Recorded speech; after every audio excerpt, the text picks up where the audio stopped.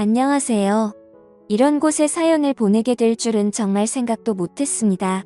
말 주변이 없어서 어떤 것부터 적어야 할지 고민이네요. 우선 저는 올해 막 34살이 된 남자입니다. 제가 아내를 만난 것은 5년 전 친구의 소개를 통해서 만나게 되었습니다. 아내는 유치원 교사를 하고 있었고 저는 지방의 조그마한 회사를 다니고 있었죠. 아내와 저의 나이 차이는 2살입니다. 아내가 27살 때 저를 만나 1년 연애를 하고 결혼을 했습니다. 아내의 집에서 제 아내는 장녀이고 밑으로 처제 한 명이 있고요. 아버님께서는 교사직을 하고 계셨습니다. 어릴 때부터 엄한 아버지 밑에서 교육을 받았지만 공부를 썩 잘하지 못했다는 아내는 특히 처제에게 열등감이 많았습니다.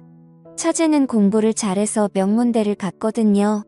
지방전문대를 나와 유치원 교사를 하는 아내는 그런 것이 판이 맺힌 건지 항상 동생을 싫어했었죠. 그에 비해 사실 저희 집안은 아내 집에 비해서 더 평범합니다. 부모님은 평범하게 소기업 회사원 생활을 하시다가 은퇴하시고 귀농을 하셨습니다. 그런 저희 집이 못마땅한 건 장모님도 장인어른도 처제도 아니라 저희 아내였습니다.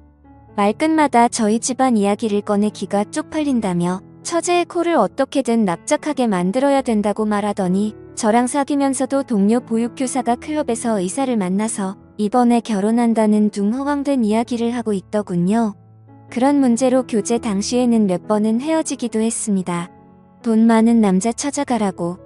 나는 내 생활에도 만족 중이고 네가 원하는 만큼 우리 집이 갑자기 부자가 되거나 할 수가 없다고요. 그때마다 일주일도 안 돼서 저를 찾아와 무릎을 꿇고 빌면서 다시 사귀자던 그녀였죠. 저도 그땐 그런 게 사랑인 줄 알았습니다. 헤어지고 나면 허무한 감정을 이기지 못해 이젠 싸우고 헤어지면 다시 일주일 만에 만나는 게 정상인 것처럼 헤어진 것을 헤어진 거라 받아들이지 않게 되었던 거죠. 아내의 그런 성향을 이해했던지라 저는 더욱 열심히 일을 하였고 그렇게 모은 돈을 기반으로 아내와 결혼을 하게 되었습니다. 장인어른 장모님 두 분 다 성격도 좋으신 분들이셨고 저희 부모님은 저만 좋으면 다 된 거다라고 말씀을 해주셨죠. 처제는 아내의 말만 들으면 지독한 여자 이미지였지만 결혼할 때가 되어서 만나게 된 처제는 생각과 다르게 천사표 여자였습니다. 어디서든 당당한 여자였기에 아내가 스스로 자격지심이 많구나 싶었습니다. 그렇게 결혼을 하고 얼마 지나지 않아 처제도 결혼을 했습니다. 저희 아내 결혼할 때 처가 댁에서 7천만 원을 주셨습니다. 혼수는 따로 안 하고요. 그 돈이랑 제가 모은 돈 그리고 저희 집에서 준 돈 이렇게 모아서 3억짜리 아파트 전세 구했었고요. 그리고 처제가 결혼할 때는 3천만 원 줬다고 하더군요. 근데 처제 남편 직업은 행정고시 출신의 고위공무원이었습니다. 아내는 그게 연신 마음에 걸리고 신경 쓰였는지 갑자기 또 저를 원망하는 투로 말을 하며 칭얼거리더군요. 그 때문에 또 많이 싸웠습니다. 이처럼 장인어른과 장모님도 더 잘난 처제보다 모자란 아내에게 더 많은 관심을 가지고 차별 대우도 하시고 했는데 아내는 항상 처제에 대한 미움과 부모님이 조금이라도 자기에게 소홀하다 싶으면 그걸로 아주 난리를 치더군요. 그러다 어느 날 아내가 임신을 했습니다.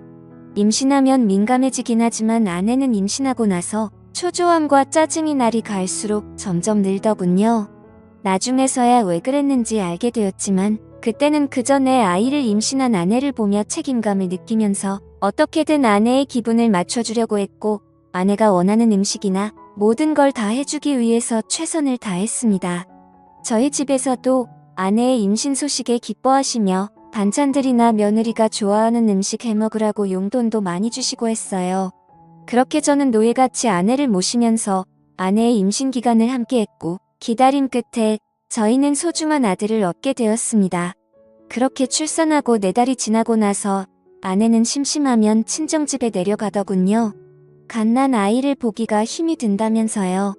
이제는 돈벌이도 제가 외벌이로 바뀌었던지라 경제적 부담도 많이 느꼈지만 저도 최대한 일을 마치면 일찍 집에 들어가 아내를 위해서 아기도 돌봐주고 했거든요. 그래도 아내는 몸이 힘들다며 한 번씩 내려가던 게 이젠 거의 매 주말마다 내려갔습니다. 한 번, 2번이야 저도 따라가고 했지만 어느새부터인가 아내가 내려가서 자신은 고향 친구들도 보고 싶고 해서 제가 따라오면 부담이 된다고 말하면서 혼자서 다녀온다고 말을 하더라고요.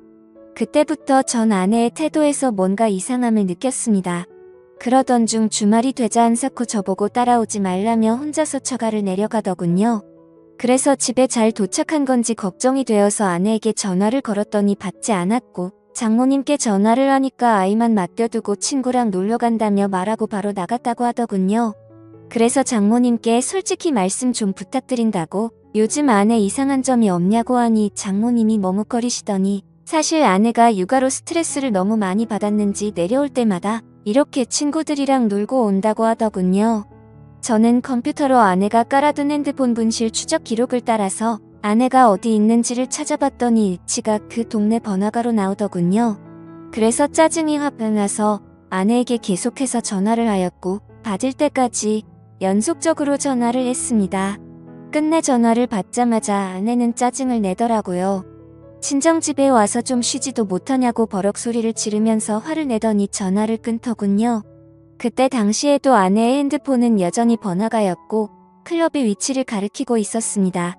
그날 몇 시간 동안 계속 아내의 휴대폰을 확인했지만 새벽이 다 되어서도 그곳에서 나오질 않더군요. 결국 그 시간에 택시를 타고 아내가 있는 곳까지 갔더니 역시나 클럽이었습니다. 클럽에 들어갔더니 아내가 남자들 여자들 무리와 한 곳에 섞여서 놀고 있더군요. 얼마나 술을 마셨는지 저도 알아보지 못하고 옆 남자에게 기대어서 자고 있는 모습에 순간 화가 치밀어 오르더군요. 제가 성질을 내자 남자들이 누구냐며 저에게 시비를 걸길래 이 여자 남편이라니까 이 여자 유부녀였냐고 하면서 화를 내고는 가버리고 아내 친구들도 짜증난다며 그 남자들이랑 같이 나가버리더군요. 시간이 조금 지나자 아내는 술이 좀 깼는지 그때서야 저를 알아보며 여긴 왜 왔냐며 오히려 화를 내더군요. 여기가 너가 말하는 집이냐고 장난치냐고 하니까 친구들끼리 놀다 보면 올 수도 있지 이걸 뭐 스토커처럼 이렇게 찾아와서 분위기만 다 조진다는 말에 화가 나서 어깨를 끌어당겨서 일으켜 세웠습니다. 그랬더니 경찰을 불러서 제가 폭행했다고 하더군요. 결국 장모님이랑 장인어른 다 오시고 아내 타일러서 그건 별일 없이 넘어갔는데 아내는 끝까지 지가 잘했다는 듯이 집에 와서도 장인 장모 앞에서 고개를 빳빳하게 들고 한번 논 거 가지고 이렇게 폭력적인 인간이랑 못 지낸다고 이혼할 거라고 큰 소리 치더군요. 그래서 저도 그 자리에서 화가 나서 넌 나랑 신뢰라는 걸 깨버린 거라고 나한테 거짓말하고 클럽이나 다니는 년을 내가 뭘 믿고 아내로 믿냐고 했습니다. 술은 떡이 되어서 다른 남자랑 모텔 갔을지 내가 어떻게 아냐니까. 네가 봤니? 네가 봤어? 하면서 손가락으로 삿대질을 하더군요. 장인은 저한테 너무 흥분한 것 같고 미안하다고. 일단 집에 가 있으면 딸을 잘 타일러 보겠다고 하더군요. 저는 너무 화가 났지만 밤이 늦어서 꾹 참고 집에 돌아왔습니다. 그 후 이 상황이 너무 답답해서 동창들에게 이야기를 했더니 제일 친한 친구가 저한테 정말 생각하기 싫은 일이지만 친자가 맞는지 확인을 해보라고 하더군요. 저는 그 말에 며칠을 고민했습니다.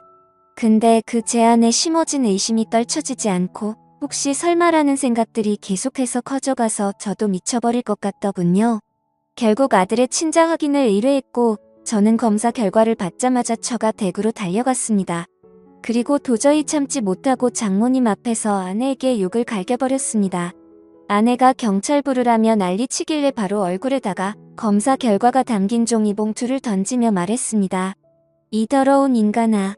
지금 오는 아들이 내 아들도 아니고 넌 바람 펴서 남의 아들 임신하고 나한테 그 유세를 그렇게 했던 거였냐고 했더니 안색이 갑자기 확 변하더군요. 그러더니 이내 네 아들 맞다고 계속 우기더군요. 검사 결과는 보고 말하라고 했더니 그때서야 아무 말도 못하더군요. 임신 초기에 임신 소식 듣고도 기뻐하기보다 우울해하고 초조해했던 게 바로 이것 때문이었던 겁니다. 차후에 들어보니 친구들이랑 클럽 가서 처음 만난 남자랑 실수를 했는데 그 뒤에 임신이 되었고 제 아이인지 그놈 아이인지 헷갈렸다고 하더군요. 근데 한번 바람 폈던 인간이 어디 가겠습니까? 몸 좀 추스려지니 다시 주말마다 내려가서 애 맡기고 클럽 가서 남자들이랑 놀아제낀 거죠. 혼인 취소 소송도 알아봤지만 이 더러운 인간이 결혼하고 나서 있었던 일이라 그런 사유도 안 된다고 하더군요. 그리고 결국 장인어른이랑 장모님 찾아와서 저한테 용서를 구하시며 원하는 대로 하겠다고 하시더군요. 아내녀는 끝내 저 무섭다며 안 찾아오더군요. 하지만 도저히 이 결혼 생활을 이어갈 수 없다고 장인어른과 장모님께 설명을 하였고 결국 합의 이혼을 하였습니다. 애도 돌려줬고 결혼기간도 짧아서 남을 것도 없었고 아내의 위자료 대신해서 장인어른이 다 줬고요. 아들이었던 남의 아들 그래도 정은 줬었는데 참 서럽더군요. 웃긴 건 아내년도 그 남자 연락처도 몰라서 누구 아이인지도 모른다는데 그 말 들고 정말 한 번 더 기가 막히더군요. 결국 몇 년 지나서 소식 들었더니 애는 장인 장모 아이로 들여놓아서 두 분이서 키우고 있고 그 여자는 이 남자 저 남자 만나면서 산다고 하더군요. 참 대단한 여자입니다. 지금까지 제 사연 들어주셔서 감사합니다.